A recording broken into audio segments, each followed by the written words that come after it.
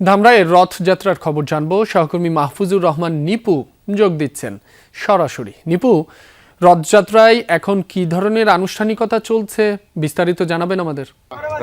এই মুহূর্তে যদি বলি সাভারের দশমাদেবের রথযাত্রা, যে রথ উৎসব, সেটি কিন্তু আনুষ্ঠানিকভাবে শুরু হওয়ার জন্য যে রথের আগে যে ধরনের কার্যক্রম চলে, অর্থাৎ প্রধান অতিথি এবং বিশেষ অতিথি যারা থাকেন তারা কিন্তু এখন মঞ্চে তারা বক্তব্য দিচ্ছেন। এবং এরই মধ্যে কিন্তু দশমাদেবের রথ উৎসবের যে প্রাঙ্গণ, অর্থাৎ যেই ধামরাইয়ের যে রথখোলা, সেখানে কিন্তু মানুষের এবং ভক্তবিন্দুর কানায় পূর্ণ হয়েছে। আমরা এই মুহূর্তে যে অবস্থানটি আপনারা দেখাতে চাচ্ছি, যে এই মেলা, এই রথযাত্রাকে ঘিরে পুরো অঞ্চলকে আমরা কিন্তু দেখছি শ্বাস রব বিরাজ করছে। দূর দূরান্ত থেকে ভক্তবিন্দুরা এসছেন দশমাদেবের উদ্দেশ্যে, তারা প্রার্থনা করছেন। তারা কিন্তু বারবার প্রার্থনা করছেন তাদের যে মনের আশা আকাঙ্ক্ষা পূরণের জন্য।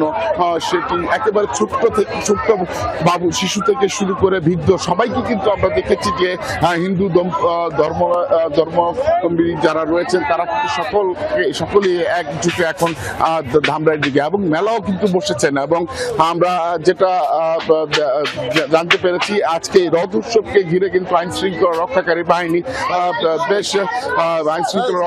বাহিনী কিন্তু বেশ তৎপর রয়েছেন, এবং নিরাপত্তা কিন্তু আমাদের বেশ চোখে পড়ার মতো। কয়েকটি চত্বর কিন্তু দেখেছি একেবারে নিরাপত্তা বলয় কিন্তু তৈরি করেছেন। আজকে রথ উৎসবে যারা রয়েছেন তাদের সঙ্গে কথা বলে যেটা জানিয়েছি, তারা বলছেন যে 400 বছরের অতীত ইতিহাস কিন্তু এখানে রয়েছে। এই 400 বছরের পুরনো যে রথযাত্রা, এই রথযাত্রা কিন্তু প্রতি বছরের মতো এবারও হচ্ছে। অল্প কিছুক্ষণের পরে আমাদের কাছে যে সংবাদটি রয়েছে, এই মুহূর্তে অল্প কিছুক্ষণের মধ্যেই কিন্তু রথ উৎসবের যে রথটি, সেটি কিন্তু টানবে ভক্তবিন্দুরা। আর এই রথটি টানার জন্যই দূর দূরান্ত থেকে তারা ভক্তবিন্দুরা কিন্তু ছুটে এসেছেন এই ধামরাই প্রাঙ্গণে। তো আমরা অপেক্ষা করছি রথটি টানার জন্য। এই ছিল ধামরাই থেকে। নিপু, আপনাকে ধন্যবাদ।